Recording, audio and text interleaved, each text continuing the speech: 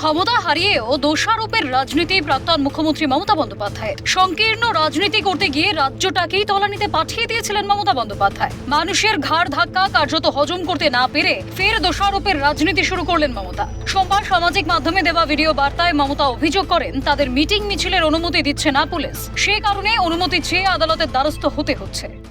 আমরা মিটিং করতে গেলে আমাদের কোর্টে গিয়ে পারমিশন চাইতে হচ্ছে। কেন? ভারতবর্ষে সংবিধান নেই, গণতন্ত্র নেই? কেন আমরা একটা আন্দোলন করতে পারবো না? কেন আমরা একটা মিটিং করতে পারবো না? আমরা ভদ্রতা করছি। 27শে জুলাই পারমিশন চেয়েছি আমরা পুলিশের কাছে 28শে আগস্টের জন্য, আজ পর্যন্ত পারমিশন পাইনি। কোনো জায়গায় মিটিং এ পারমিশন দেওয়া হচ্ছে না। কোনো বিয়ে বাড়ি নিলে ভয় দেখানো হচ্ছে। কিন্তু মমতা বন্দ্যোপাধ্যায় যে অসত্য কথা বলছেন তা সম্প্রতি তৃণমূলের 21শে জুলাইয়ের সভা থেকেই স্পষ্ট। তাছাড়াও নির্বাচনে পরাজয়ের পর থেকে নিজেকে অন্তরালেই রেখেছেন মমতা। বাড়ির বাইরে বেরোনোর সাহস দেখাচ্ছেন না তিনি। সোনারপুরে গিয়ে অভিষেক বন্দ্যোপাধ্যায় যেভাবে জনরোষের মুখে পড়েন, সেই ঘটনার অভিঘাতেই হয়তো নিজেকে গৃহবন্দী করেছেন মমতা। তারপরেও সভা সমিতি নিয়ে পুলিশকে দোষারোপ কি যুক্তিযুক্ত? কারণ গত জুলাই মাসেই মুখ্যমন্ত্রী শুভেন্দু অধিকারী স্পষ্ট জানিয়েছিলেন গণতান্ত্রিক মিটিং করলে কোনো সমস্যা নেই। ভারতবর্ষে সুমহান গণতন্ত্র আছে। কেউ যৌক্তিক আন্দোলন করলে সরকার সেটা দেখবেন, কিন্তু অন্য কারো কোনো উদ্দেশ্য থাকলে বিনা নির্বাচনে সেটা সম্ভব নয়।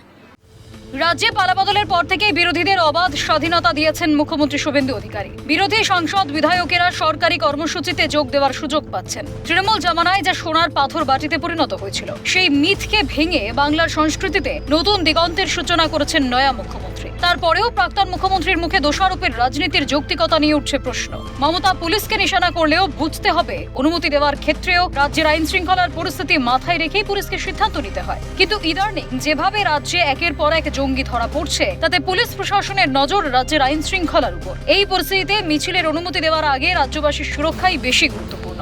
সে কারণেই হয়তো সমস্ত দিক খতিয়ে দেখে পুলিশ অনুমতি দেবে, কিন্তু তার মানে এই নয় যে পুলিশকে অহেতুক রাজনীতির কারণে তাদের দোষারোপ করা যাবে। তৃণমূল জামানায় বিজেপিকে তো বারংবার পুলিশি হেনস্থার সম্মুখীন হতে হয়েছে। বর্তমান মুখ্যমন্ত্রী শুভেন্দু অধিকারীকেও বারংবার সভা সমিতির এবং রক্ষা কবচের জন্য হাইকোর্টের দ্বারস্থ হতে হয়েছে। তারপরেও প্রাক্তন মুখ্যমন্ত্রীর মুখে গণতন্ত্রের কথা শোভা পায়। সেখানেও বা হাইকোর্টে, মহামান্য হাইকোর্টের পারমিশন নিয়ে তারপরে যেতে হতো, সেখানে গিয়ে দুটো মামলা করে যেতে হতো। যিনি গণতন্ত্র নিয়ে এখন কথাবার্তা বলছেন, বোঝা যাচ্ছে এখন অখণ্ড অবসর। এখনই এইসব গণতন্ত্র, তারপরে আরও কৃষক তন্ত্র ইত্যাদি চোখে পড়বে। আগে তো শুধুমাত্র পৈষ্টিকতন্ত্র ছাড়া আর কোনো দিকে তৃণমূলের নেতাদের নজর ছিল না। তাদের নেতারাই তো বলেছিলেন খাও খাও খাও, এত খাওয়ার কি আছে। তো সুতরাং এইসব নিয়ে কথাবার্তা উনি যত কম বলেন ততই ভালো, কেননা মানুষ হাসাহাসি করছে। সব মিলিয়ে ভোটে হেরে দলের কর্তৃত্ব হারিয়ে মমতা যে একাকিত্বে ভুগছেন তা তার বক্তব্যেই স্পষ্ট। ক্যালকাটা নিউজ।